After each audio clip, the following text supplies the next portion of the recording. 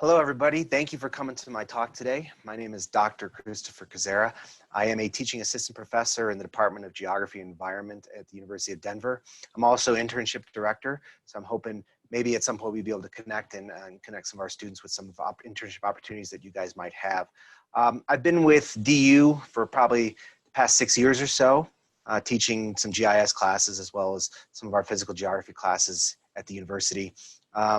I moved here from Chicago, where I'm originally from. And one of the things I love about being out here in Colorado is just the nice dry weather. The lack of humidity has been amazing to be able to experience here. And we're entering fall, which is my favorite season. So I hope you guys are enjoying it too.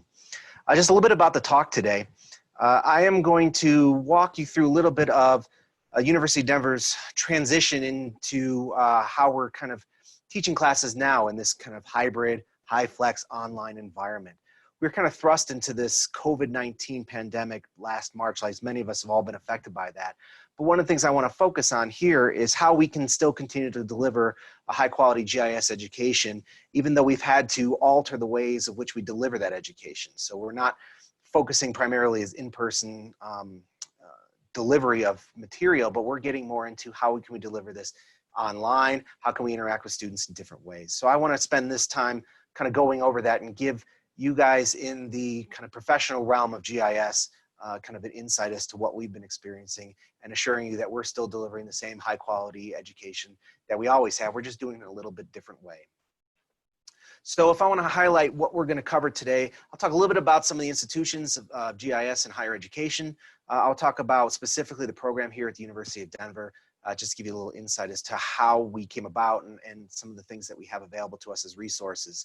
And then when COVID was kind of thrust upon us back in the spring, I want to talk about some of the adjustments our instructors made in order to adapt to the new environment and be able to still deliver courses even though we couldn't do it in person anymore. And then over the summer and into the fall, the university developed new ways of which we can deliver some of these courses so we can bring students back to campus. So I want to talk to you a little bit about some of the changes in modality that we had. I'll talk to you about some of the regulations that the university, as well as the city of Denver, the state of Colorado, put into place to be able to allow students to come back to campus. And then I will talk about how we made some adjustments from the fall, and basically focusing on some of the things that we learned that worked and what didn't work for the spring quarter to kind of get us better prepared to deliver our material in a more easily adapted way for our students. And of course, because students are an important part of this, I want to talk a little bit about the student feedback and how they've been going through this transition and see what they found most helpful and things that they found concerning. And so we'll end up with some main takeaways. Around the United States, around the world, URISA, the Urban and Regional Information Systems Association, has identified on their site at least 369 institutions that are have degree programs or certificate programs within GIS. Now, of these 369 institutions, 27 of them were at least identified as being exclusively online. So not having any real physical space where students can come to, but delivering it all remotely. Now, some of the institutions like you'll see on this list, like University of Denver, have both online distribution as well as in-person distribution. So I believe that's accounted for when you look at some of those numbers. Of all the states that have some sort of GIS programs, 42 of them, California is the largest with 29 identified on the URISA site. And rounding out the top 5, you can see Colorado with at least 7 institutions that deliver GIS education.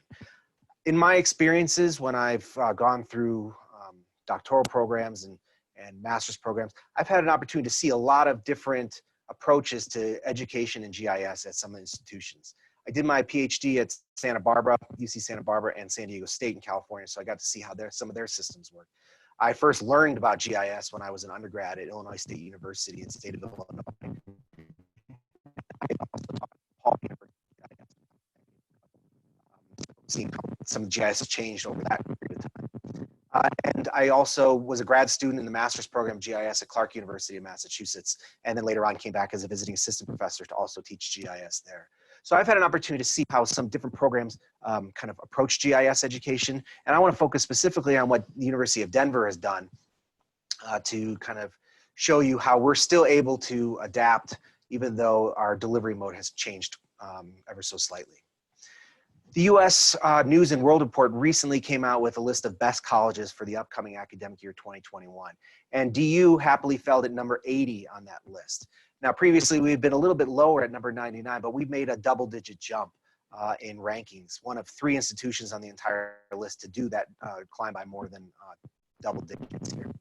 If you look at some of the more specifics tied to University of Denver's rankings, we can see we're number 24 on listing institutions for programs of study abroad, which unfortunately has been impacted quite greatly by COVID-19. We've had to cancel our study abroad for the fall and the upcoming winter. And we had to recall all our students pretty quickly back in the spring quarter when COVID hit. We're a top 50 state for a top 50 school for veterans, one of the top 58 for best values, as also very highly ranked for best undergrad teaching. One of the things DU prides itself on is that we have all of our classes that are taught by faculty and not necessarily by grad students. There are intermixing of graduate students in some of the labs, but there's always a ranking full-time faculty or adjunct faculty that are running those classes. So just a little bit about what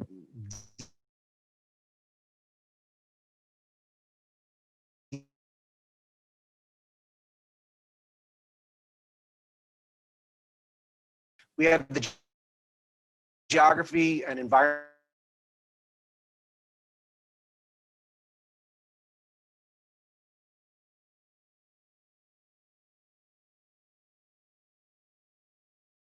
mostly in online environments, at least since back to the 1990s. If you look specifically at what GIS is offered, we are in the University of Denver, we go back to about the 1980s or so, starting with our GIS programs and building up from there until we are in the 1990s, we were able to set up a certificate program under the University College Professional School. So you can now get a certificate in GIS, which is a 6-course program for 24 credit hours. We have about 18 faculty that are instructing within all the courses in the certificate program. You can get specializations that are tied to GIS and unmanned aerial systems, GIS and public safety, GIS and environment, and GIS tools and technology. Those are all 4-credit programs that we offer. Now, all of University College's classes are offered online virtually. And this has been going on since probably about the 1990s or so. So we've had a long history of being able to operate in an online environment. Building off of that, and we've created a Masters of GIS, an MS-GIS program that we operate in the online environment, which started up back in 1998 and switched to online in 2008. Now, the MS-GIS is also linked to our program here on campus at the Department of Geography and Environment. So we have an on-campus component, which I'll highlight some of these programs here in a second, and our online masters that funnels students that come out of the certificate program that want to continue their education. Now, the online programs at University College and the MS-GIS are important, but they're not necessarily affected by the transitions that we went through in COVID. So I do want to focus on our on-campus programs to kind of get you a better glimpse as to how we've been able to make some of these transitions. So in the Department of Geography, we have a PhD in geography that we offer. We have many students that are currently pursuing that. We have an MA in geography. We also have a BA and a BS in environmental science. Our traditional geography undergraduate degree is a Bachelor of Arts, but we're very excited to announce this year that we now have a BS in geographic information science, which is important for our students to be able to take more of those GIS courses that they want, that they might have been previously restricted by just university regulations with a BA. So with this BS in GIS, they're able to take more advanced classes that intermix with some of our graduate students, and also have some sort of experiential learning component where they're able to either take a field class or do an internship or an independent study that gives them some real world experience. On top of that, some of our BS in GIS students also get a minor in computer science. You also see listed here a Master's of GIS, which is our on-campus degree, which mirrors pretty identical to our online program, but an experience for our on-campus students. So the courses that we develop in the our on-campus environment are the ones that we're going to focus on today, as they're the ones that were directly affected by COVID-19. Just a little bit about some of our resources that we have. Our GIS lab had its ribbon cutting ceremony back in 1993. You can see Jack Dangerman from Esri present for that ribbon cutting ceremony. We've since updated our spaces continuously to kind of better suit the needs of our students and better suits the needs of our teachers. We have about 17 faculty, full-time faculty in the geography department, 8 of which teach courses in GIS. Not all explicitly dedicated GIS. I teach some in GIS. I also teach some in physical geography, as well as some statistics. But we do have at least 8 faculty that kind of overlap with some of our GIS classes.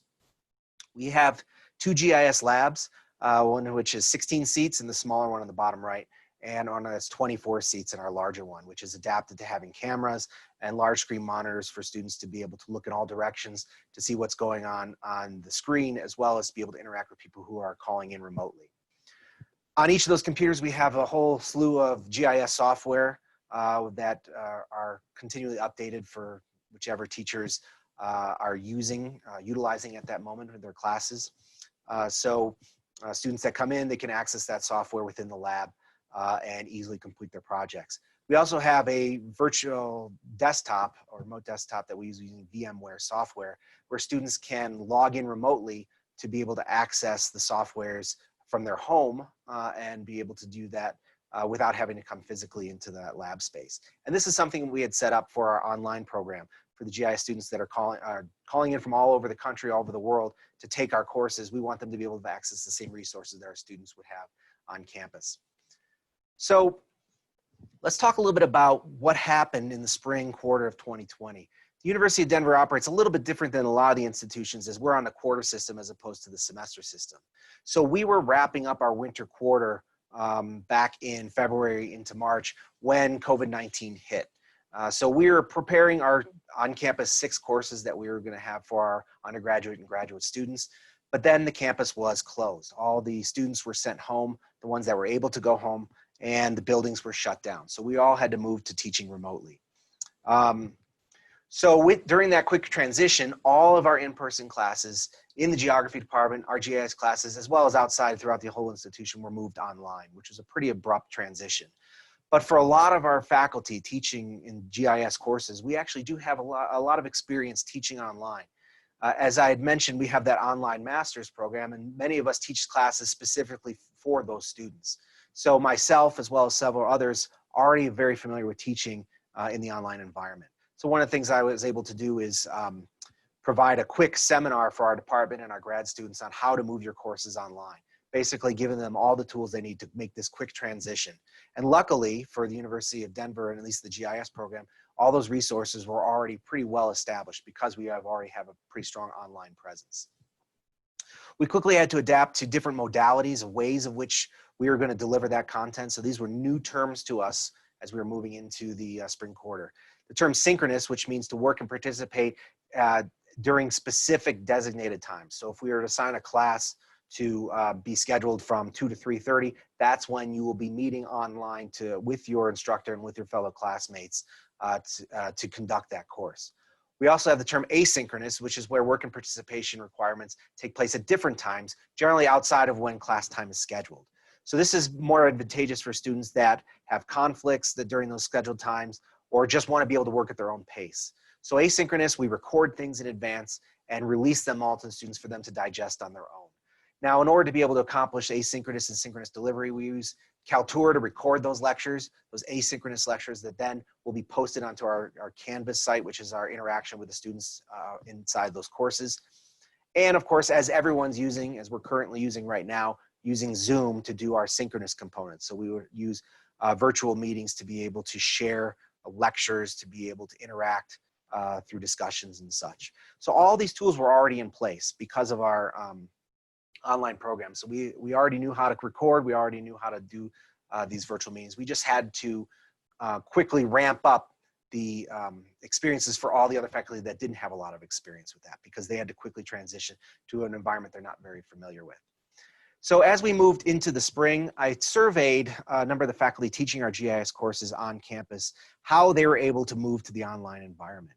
So looking at some of those courses, our geospatial analysis project, which was a new course that allowed students to kind of work together in groups on specific projects that will benefit clients in the local area. The instructor for that mentioned that they were shifting their synchronous meeting times, so having those classes meeting on Zoom, into more small breakout rooms so that students can interact a little bit better. When we have these large Zoom meetings, there's pretty much one conversation that can happen at a time, so other people maybe feel a little bit left out. So breaking them into small groups, their voices can be heard a little bit more. So that was one way in which to facilitate more discussion.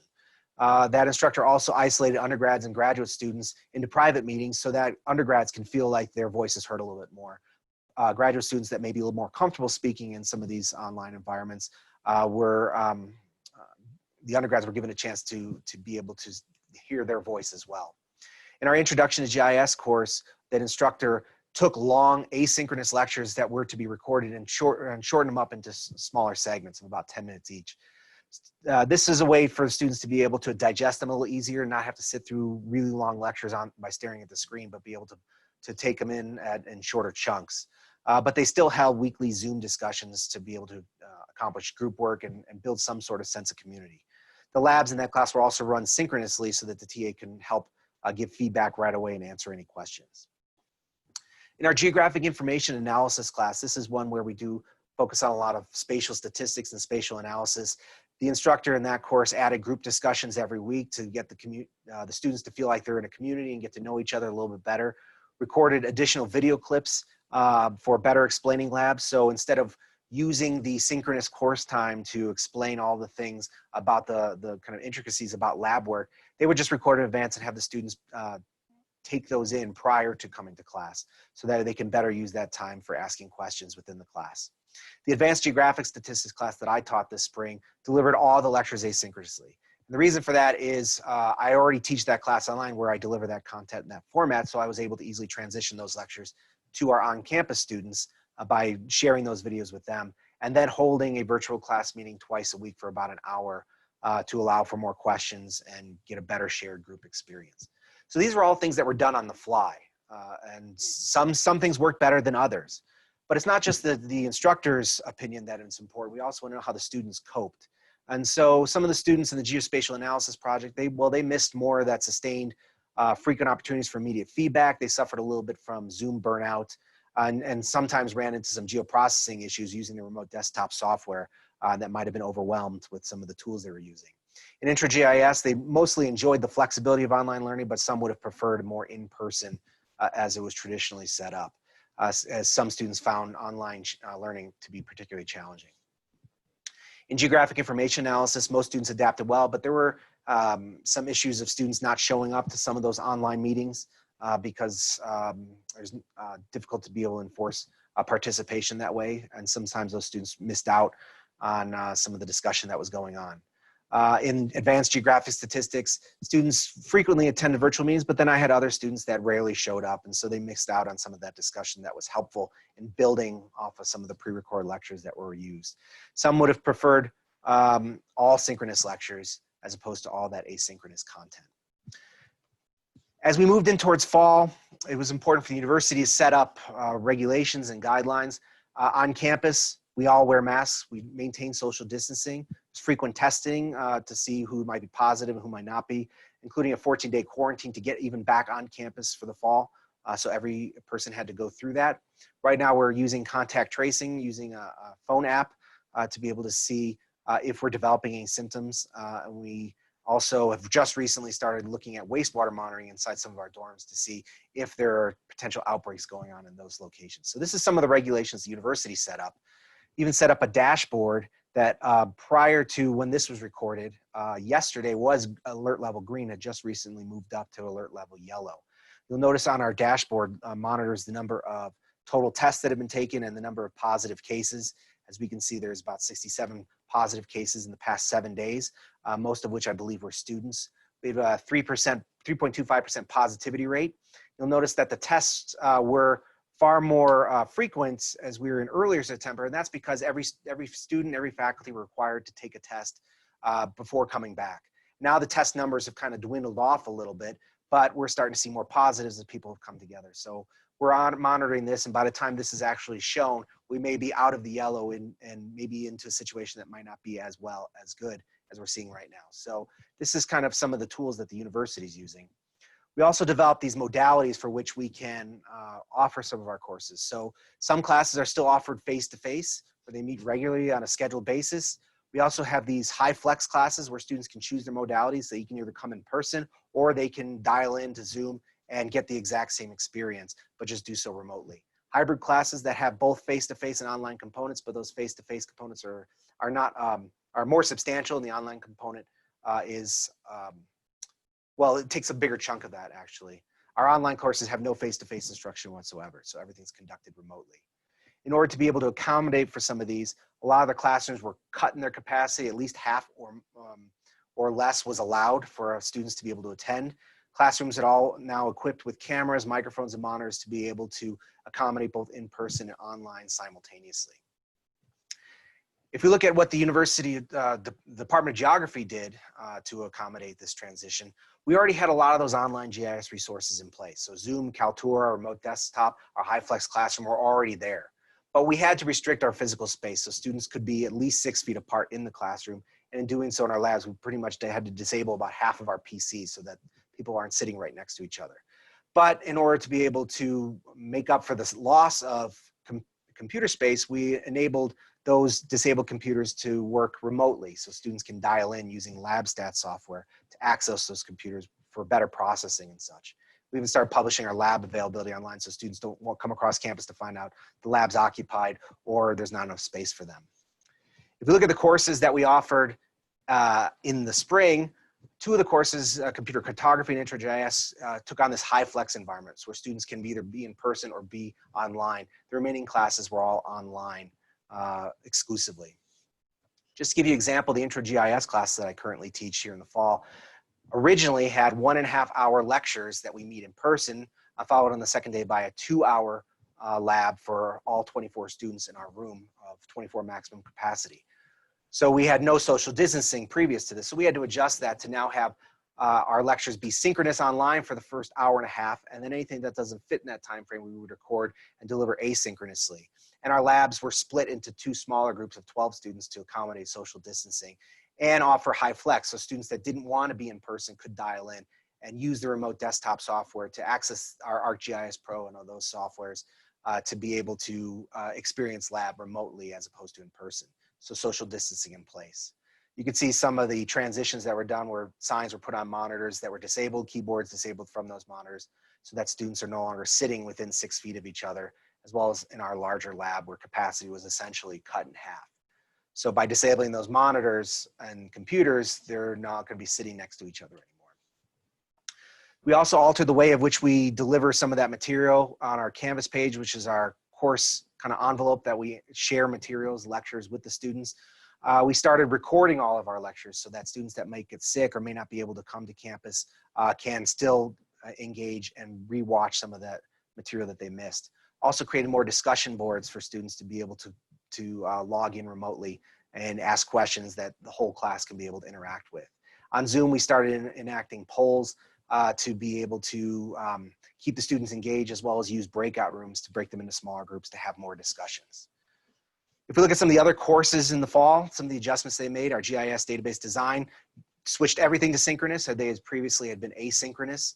So this was a difference from the spring. So everything delivered all synchronously interacting with the students. Advanced remote sensing delivered everything remotely. A lot of the material was recorded in advance asynchronously and left those synchronous portions for group discussions and presentations and such. In geospatial data is very similar to remote sensing, where they flipped the course to what it previously was to now shorten lecture time and have more pre-recorded stuff and use some fun surveys to help students review the course materials. Computer cartography is very similar to what IntroGIS did, a high flex environment. Getting to what some of the students were interested in, or at least some of their feedback, I asked my IntroGIS class students how excited they were about returning to campus in taking classes in person. And for the most part, they were somewhat excited and very excited, limited, not excited at all in those regard.